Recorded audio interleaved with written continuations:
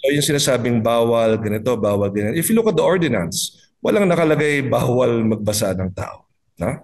Uh, so yun nga, yun yung mga loopholes na nakikita natin dun sa 2018 ordinance. That is why, because of what happened, uh, aamyandahan natin to, papalakasin natin, babaguhin. In fact, lahat ng loopholes, lahat ng gray areas ay aayusin natin. Because the fact is, kulang siya ng ngipin.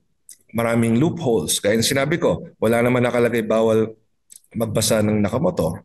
Nakalagay bawal sa pilitang magbukas ng sasakyan. Paano kung nakamotor? Di ba? Paano kung naglalakad? Hindi siya specified talaga. So maraming mga loopholes ang ordinance, so we will strengthen it. And in general kasi, citywide yung basaan. So meron at meron talagang nananahimik lang, naglalakad lang, dumadaan lang, nagmomotor lang, na mababasa at mababasa. Dahil hindi naman bawal yung mambasa. Pero ngayon, dahil bawal na mambasa outside the basaan zone, it is now going to be a clear violation. Dati kasi, walang violation. Meron ba sa revised penal code nakalagay bawal mong basa? No? So again, kung pumasok man ito sa any of the existing violations in the revised penal code, this will require a private complainant, mag-file ng kaso sa prosecutor's office and everything. No? Which in two instances, itong huli, ay nangyari. Merong dalawang private complainant, nag-file ng complaint. Yung isa, personal pa nating sinamahan, nag-file siya ng unjust vexation at slander. So meron naman tayong mga nasampahan ng kaso.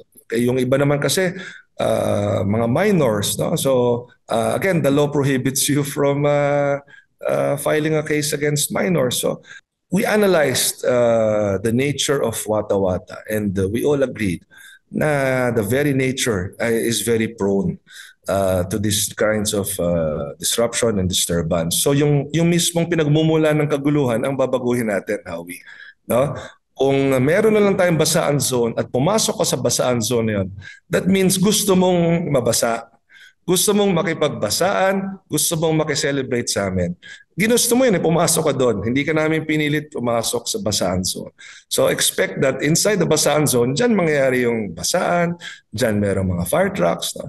Dyan may mga water guns, and no one should complain because you freely entered the basaan zone. Now, outside the basaan zone naman, Howie, dyan bawal. At yung mga pulis natin, antimano, pag makita nila may mambasa, huli agad yan. Because a clear violation yan eh.